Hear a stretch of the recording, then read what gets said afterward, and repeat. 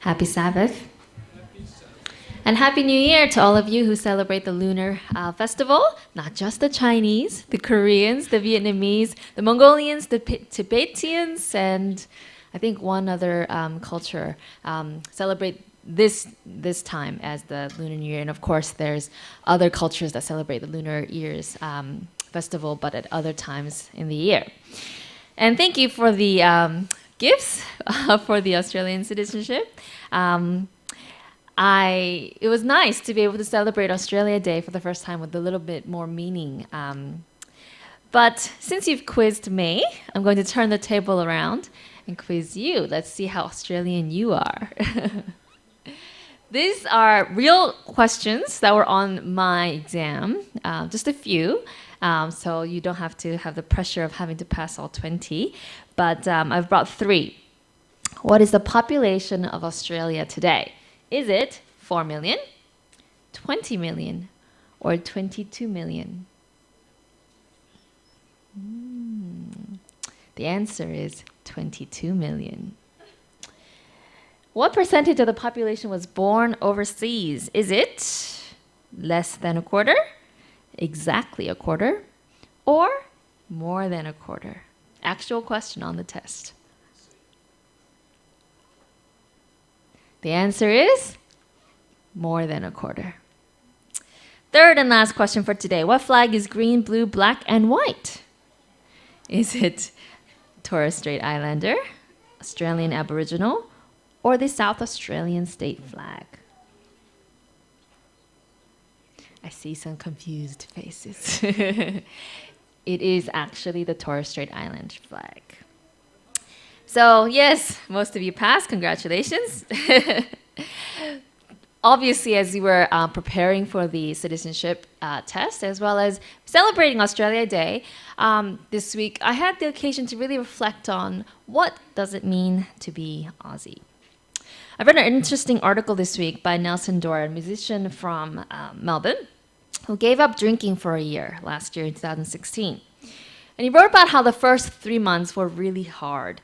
But after the first few months passed, he reported being more productive, healthy, saving thousands of dollars, gaining self-confidence, becoming more aware of his true mental state without the band-aid of false happiness that alcohol provided. But he wrote about how, and this was in the news, so you might have read it this week, but he wrote about how the hardest part was actually about not drinking was actually the peer pressure he faced. Because drinking is such a huge part of Australian culture in the workplace, in the social life. And as a musician, he especially felt the pressure whenever they would go out and he would, get a soda instead of getting a drink, of people asking him why, and are you going soft, and what's going on, and really giving him a hard time. Is drinking a cold beer while watching footy what makes us Aussie? Having Barbies and eating meat pies? What does it mean to be Aussie?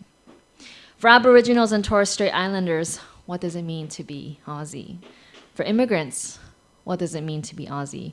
For asylum seekers, what does it mean to be Aussie? For ethnic individuals like us who are born in Australia but will forever be asked where we're really from, what does it mean to be Aussie? And for us, Christians, what does it mean to be Aussie? When Jesus was about to leave earth for heaven, he prayed a prayer for his believers that's found in John chapter 17. It's a beautiful prayer, but I'm just going to read a portion of it. I'm going to read a portion of it. John chapter 17, verses 11 to 23. And if you have your Bibles, you're free to look it up, but it's also on the slide for you. Jesus prayed this for his believers, and he prays this beautiful prayer where he basically says, God, I'm coming back to you. So I'm leaving earth. He knows he's about to die. And he says, I'm leaving earth. I'm going to heaven. But I have a special prayer for those I leave behind here on earth. And this is what he says, John chapter 17, verses 11. And I'm going to skip around a bit, so stay with me. He says, I will remain in the world no longer, but they are still in the world, and I am coming to you. Holy Father, protect them by the power of your name, the name you gave me, so that they may be one as we are one. And for those of you following in the white Bibles, it's page 869. Page 869. He goes on to say in verse 13, so skipping around a little bit, I am coming to you now, but I say these things while I am still in the world, so that they may have the full measure of my joy within them. I have given them your word, and the world has hated them, for they are not of the world, any more than I am of the world. My prayer is that you take them not out of the world, but that you protect them from the evil one. They are not of the world, even as I am not of it. Sanctify them by the truth. Your word is truth. Verse 18, as you sent me into the world, I have sent them into the world. And then skipping to 23, I in them and you in me, so that they may be brought to complete unity. Then the world will know that you sent me and have loved them even as you have loved me. This is the passage from which that saying, maybe you've heard it before, comes, that Christians are in the world, but not of the world. Okay? You might have heard that before. And that this is the passage where it comes from. And what Jesus means by that is he's saying, hey, we are here in this world. And he doesn't ask that we get removed from it. He says, no, I'm actually sending you to the world. You're in the world, but he says you don't belong to it. You don't belong to it. And he says the reason is because we have been sanctified by the truth. Now, the word sanctify sounds fancy, confusing, but what it just means simply in the original Greek is set apart. Set apart, dedicated, refined, recreated, given a new identity. And so when Jesus says, I have sanctified his followers, he's saying, I have set apart my followers. I have made them belonging not to this world anymore, but belonging to this kingdom of heaven. They are now citizens of heaven. They now have a new purpose, a new identity. Their hearts have been recreated. Their minds are being renewed. They have been set apart. And after they have been set apart, he doesn't say, okay, now stay amongst yourselves. He says, no, I send you back into the world, now to transform the world, now to do something in the world, to show Christ's love for them. So being Christians in our culture means we live out Christ's love and truth in our context, in our homes, in our workplaces, in our neighborhoods, in our communities. What does this look like? In Matthew chapter 5 to 7, which is page 774 in the White Bibles, Jesus actually lays out what I call the constitution of the kingdom of heaven. It's usually known as the Sermon on the Mount, but I prefer to call it the constitution of the kingdom of heaven because in it, chapters 5 to 7, Jesus actually lays out the principles of heaven, the laws of heaven that are countercultural. He actually juxtaposes, this is what the norm is, this is what the culture does here, but this is what I want from you. These are the principles I want you to live by. And I'm not going to go over all of 5 to 7, but I invite you and challenge you to read it this afternoon. I just want to highlight a few to show you what I mean. Matthew chapter 5, verses 21 and 22. Jesus says, you have heard that it was said to the people long ago, you shall not murder, and anyone who murders will be subject to judgment. You see, that's what the culture says. That's what the Australian law says, right? You murder, you go to jail. But Jesus comes around and gives the principle of heaven. He says, but I tell you that anyone who is angry with a brother or a sister will be subject to judgment. Okay, let's look at the next one. Matthew chapter 5, verses 27 and 28. You have heard that it was said, you shall not commit adultery. But I tell you, right, and committing adultery is something that we would frown upon generally as a culture, although that's changing too. And then Jesus comes around and says, but I tell you that anyone who looks at a woman lustfully has already committed adultery with her in his heart. Here's another one, Matthew chapter 5, verses 38 to 42. You have heard that it was said, an eye for an eye and a tooth for a tooth, right? That's the cultural norm. You yell at me, I'll yell back, right? You cut me off on the road, I cut you off on the road. You do something mean to me, I do something mean back to you. You eat my sandwich, I will eat your sandwich, right? But Jesus comes around and says, if people, I say to you, you must not oppose those who want to hurt you. If people slap you on the right cheek, you must turn the left cheek to them as well. When they wish to haul you to court and take your shirt, let them have your coat too. When they force you to go 1 mile, go with them too. Give to those who ask, and don't refuse those who wish to borrow from you. Revolutionary. One more before I comment a little bit more on these. Matthew chapter 5, verses 43 to 48. I think this is the most revolutionary principle of all. You have heard that it was said, you must love your neighbor and hate your enemy. And that's the norm in every culture, right? Every culture, it's about treating each other nicely. You know, the whole, in the Australian citizenship book that they make us read before the test, it talks about the spirit of mateship that exists in Australia, where we help each other in our times of trouble. But the reality is we help those we like, right? We help those whom are close to us. Do we help those that actually are mean to us, those who mistreat us, our enemies? But Jesus comes around and says, I say to you, love your enemies. Pray for those who harass you, so that you will be acting as children of your Father who is in heaven. He makes the sun rise on both the evil and the good, and sends rain on both the righteous and the unrighteous. If you love only those who love you, what reward do you have? Don't even the tax collectors do the same? And if you greet only your brothers and sisters, what more are you doing? Don't even the Gentiles do the same? Therefore, just as your heavenly Father is complete in showing love to everyone, so also you must be complete. That is quite the Constitution. You know, I mentioned that we had to read a book in order to study for the test. It was 83 pages long, and not all of it was testable material. But in it, it said, outlining, Australia's history and the structure of government, values, and customs. This is what it said. It said, an important part of being Australian is respecting other people's differences and choices, even if you don't agree with those choices. It is about treating people fairly and giving all Australians equal opportunities and freedoms, no matter where they come from, what their traditions are, or whether they're a male or female. We expect all Australians to treat each other with dignity and respect, regardless of their race, country of origin, gender, sexual preference, marital status, age, disability, heritage, culture, politics, wealth, or religion. And this is a great value to embrace. But the truth is, while this is something we memorize and can be tested on, and this was one of the questions on the exam, the reality of the culture that we live in is that not everyone is treated equally. Not everyone is treated with respect. Because the laws provide boundaries, but they cannot change our hearts and attitudes.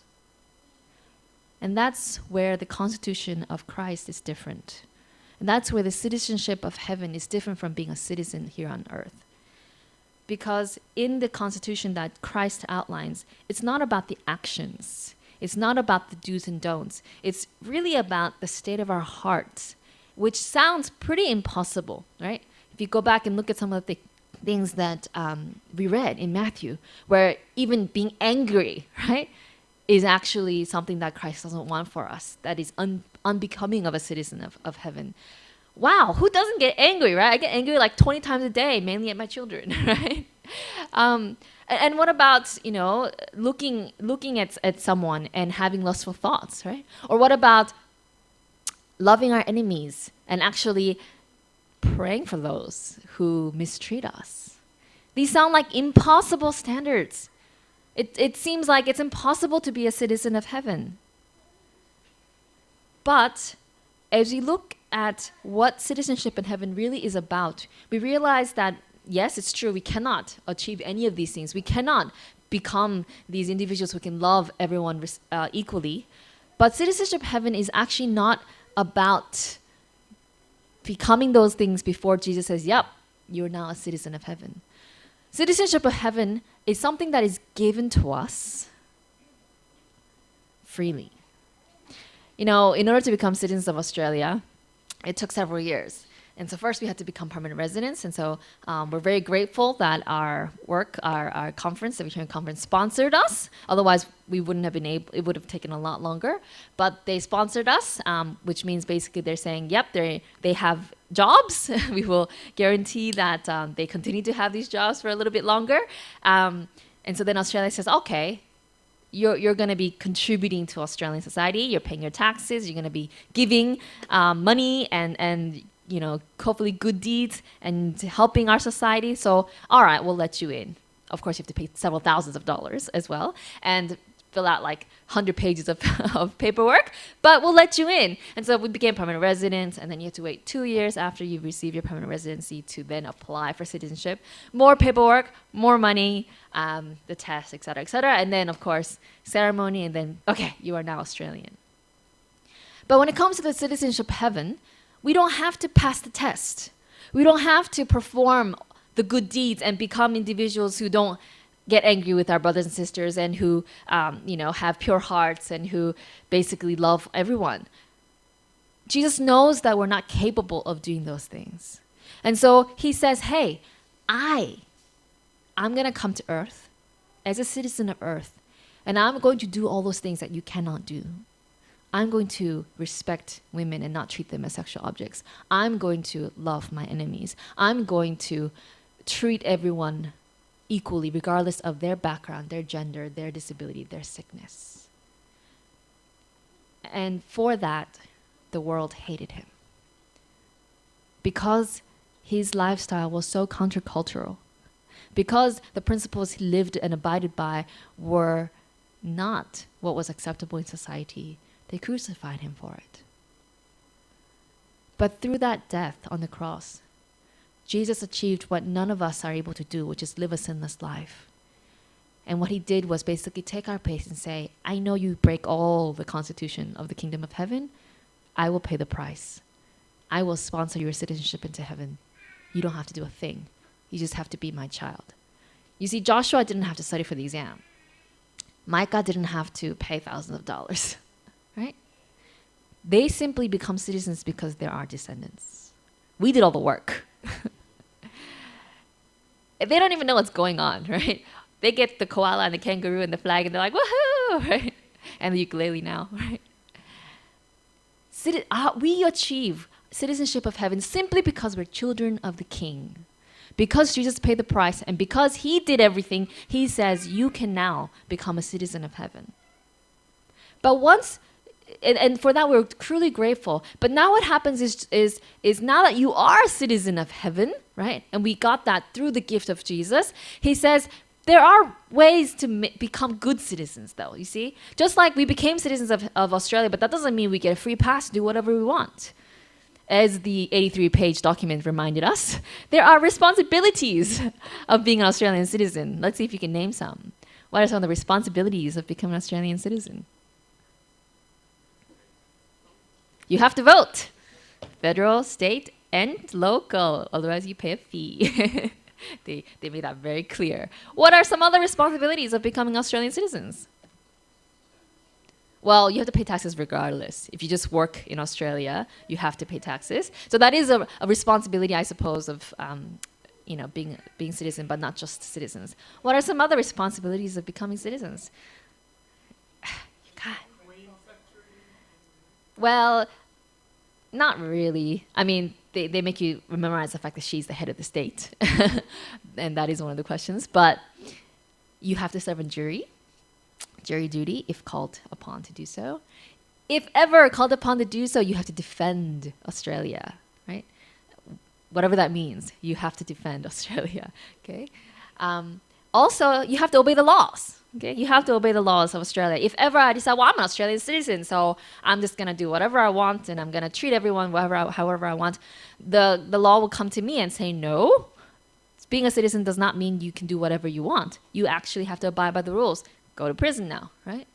And so in the same way, we get the citizenship of heaven freely because of Jesus, because we are children of the King. But at the same time, there are principles to abide by, because he wants us to be in harmony in the kingdom of heaven. He doesn't want us to continue hurting each other in the kingdom of heaven. And so the Constitution is there to help us to actually enjoy living as citizens of heaven. And this is for another time, but we also serve on jury duty in heaven. But we'll talk about that another time. And this is what Jesus does. He knows that becoming citizens, no, I shouldn't say that, becoming like Jesus is a difficult task. You know, we might have our citizenship ceremony a month from now, 2 months, whenever it happens. But when we get that piece of paper that says we are legal citizens, does that mean we are all of a sudden now Aussie? The truth is that we might have passed the test, but I'm far from the typical Australian. I still have an American accent. I have not gone to a single Australian sport, which is, I know, shocking, right? Not a single one. I still am not familiar with all the Australian lingo. I'm still picking it up here and there, asking, what does that mean? I still don't understand what is fair dinkum, you know? But as I spend more time in Australia, I'm getting there. I'm getting there. You know, when I talk to my American friends, I find myself saying Australian words, and then they look at me quizzically. And so I'm always talking about nappy bag or nappies or, you know, all these Australian words for baby items, and they're like, what? And when I went to visit America last year, people were saying that I have a slightly different accent now, and that I'm saying things with a slightly different tone, which made me very happy. And you know, and when we were in America and they were singing "Happy Birthday," at the end I wanted to say "Hip hip hooray," you know, because we don't do that in America. But it was in my head. I was like, I want to say it. So even though I'm not, you know, completely Australian in the sense of a typical Aussie, I haven't completely acclimatized, but I'm getting there. And in the same way, we might not feel like we're just like Jesus, right? We're all works in progress. But the truth is, the more we mingle with other Christians, the more we spend time with the King, the more we read the Constitution, the more we acclimatize ourselves to the ways of the kingdom of heaven, the more we will become like Jesus. The more we will look like the citizens of the kingdom of heaven. We will get there. And sometimes it's as subtle as picking up an accent, right? It's not like I stand in front of the mirror and practice saying Melbourne, you know? It just happens. You pick it up. Your ear picks it up subconsciously, right? And it's not like I'm intentionally saying capsicum instead of red bell pepper, right? It's just natural now because that's what it says in the store. That's what everyone talks about, right? And so in the same way, the more you surround yourself with Christ-centered worldview minded people, the more you think about Christ, the more you talk about Christ, the more you sing about Christ, right? The more like Christ you become. The more you turn your eyes upon Jesus, the more the other things fade away. And before you know it, you can love your enemies. You can forgive those that hurt you, right? You can have a clean heart. And that is what Christ asks us to do, to spend time mingling with him, to walk in his footsteps, and then to represent him as his ambassadors in this world. See, when we recognize that we are citizens of heaven, we realize that this is not our permanent home, and our priorities shift. Jesus in Matthew chapter 5 goes on to say, don't put treasures in earth, where thieves can break in and steal, where moth and rust can destroy. He says, lay up your treasures in heaven. And he talks about how, you know, he knows we need food and shelter and clothing. He knows that while we are here on earth, we need to pursue those things. He said, there's nothing wrong with that. He says, but seek first the kingdom of God and his righteousness, and all the other things he'll take care of. So when we live as citizens of heaven, our priorities shift, our worldview is centered around Christ and no longer what the culture thinks, no longer what other people think, and we no longer have to live in fear of what other people think or expect of us. We can now live in the freedom of knowing that God is first in our lives. And as long as we are pleasing him, then nothing else matters. Everything else will fall into place. As we live as Christians in Melbourne, the question is, are we making a positive difference? In the same Constitution, Jesus says, you are the salt of the earth. But if the salt loses its saltiness, how can it be made salty again? It is no longer good for anything except to be thrown out and trampled underfoot. You are the light of the world. A town built on a hill cannot be hidden. Neither do people light a lamp and put it under a bowl. Instead, they put it on a stand and give light to everyone in the house. In the same way, let your light shine before others, that they may see your good deeds and glorify your Father in heaven. Can you imagine a world without salt? I love my food to be savory, right? Jesus says, you are the salt of the earth. In other words, we are meant to make the world tastier. We are meant to make people's lives better. We are meant to be a blessing, right? But salt is only good if it's salty. Christians are only a blessing if we actually reflect Christ. I think one of the reasons why Christians are so unpopular in the Australian culture, one of the reasons why it's so difficult for us to really kind of, share the fact that we go to church even, is because Christians have such a bad reputation here. Because of the history and because of the example, unfortunately, right, of abuse and corruption. Imagine if Christians throughout the centuries had actually reflected Christ and the constitution of the kingdom of heaven. What a difference that would make to this city. What a difference that would have made to the perception of Christians. What a difference it would have made to the witness. And so Jesus says, be salty, right? Be ambassadors for me. Shine, not shout. Through our actions, our love, our example, we should shine like stars in a world that desperately need true models of citizenship. Pastor Martin Niemöller was a prominent German pastor who spoke publicly against Adolf Hitler, and as a result was sent to the concentration camp for 7 years until the end of the war. He's best remembered for this poem. First they came for the socialists, and I did not speak out because I was not a socialist. Then they came for the trade unions, and I did not speak out because I was not a trade unionist. Then they came for the Jews, and I did not speak out because I was not a Jew. Then they came for me, and there was no one left to speak for me. If Jesus were here in Melbourne, who would he speak out for? Who would he march with? What would Jesus do in our shoes, in our workplace, in our homes, in our interactions with strangers and friends? What would Jesus do? You see, that's not just a catchy phrase from the 1990s with that, wristband WWJD. It's an actual question that citizens of the kingdom of heaven have to ask daily. What would Jesus do? There's this famous novel that was written in the 90s that kind of exemplified this question being lived out in Christians' lives. A homeless person came into the church and said, you all talk about Jesus, but no one here has helped me. What would Jesus do? And the person who's hearing this from the homeless person feels so convicted that he actually starts living out his life with that question. And then he starts sharing that influenced others, and everyone starts living.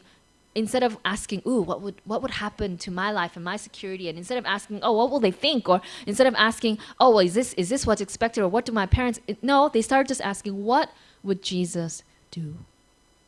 And it changed their lives, and it changed their entire city. What would Jesus do if he were here in Melbourne? Do you know who this is on the Aussie $20 note? Anyone? Last citizenship-related question. This is Reverend John Flynn. Reverend John Flynn grew up, obviously a long time ago. He lived from 1880 to 1951. But as he was growing up, and he was able to do visits in inland Australia, and he saw the incredible needs there. And he always had this desire to help people. After graduating from Melbourne University in 1910 with a degree in divinity, he worked for the Australian Inland Missions. And he saw the need for the people inside Australia to be able to have health care, because it was so difficult for them to get medical attention when they needed it, because they were so far removed and isolated from society. So he actually found the world's first aerial medical service that we know today as the Royal Flying Doctor Service. And that's why there's the airplane in the background there. He also used his photography and statistics and maps, articles, and books to publicize the needs of the people in inland Australia, especially for the women, children, and the Aboriginals. And so he's a man who, as you see, Australia has honored as someone who lived out his Christian principles of seeing the needs of others and saying, what can I do? What would Jesus do? And not only did he create this medical service where basically the airplanes would fly in with a doctor or nurse, but because there was no way to contact each other, he created a foot pedal radio service where it was powered by just pedaling. You can read about that in the 83 page of Our Common Bond. But it allowed anyone anywhere without electricity necessarily to be able to radio. Well, I shouldn't say without electricity, but without a proper radio, to be able to radio for help, to say we need a doctor, we need a nurse. And then the little plane with the doctor and nurse and he would always be on it as well to provide spiritual support, would fly over and provide the help. And it still continues today. He once said, if you start something worthwhile, nothing can stop it. If you start something worthwhile, nothing can stop it. So I want to challenge all of us, right? Me as a almost freshly minted Aussie, and all of you who have been here longer. What are the needs of the city? What would Jesus do in your life? What would Jesus do in your workplace? What would Jesus do in your home? And as we ask this question, and as we live out the constitution of the kingdom of heaven, it is my prayer that we will become citizens that Christ will be proud to call his own when he comes to take us home.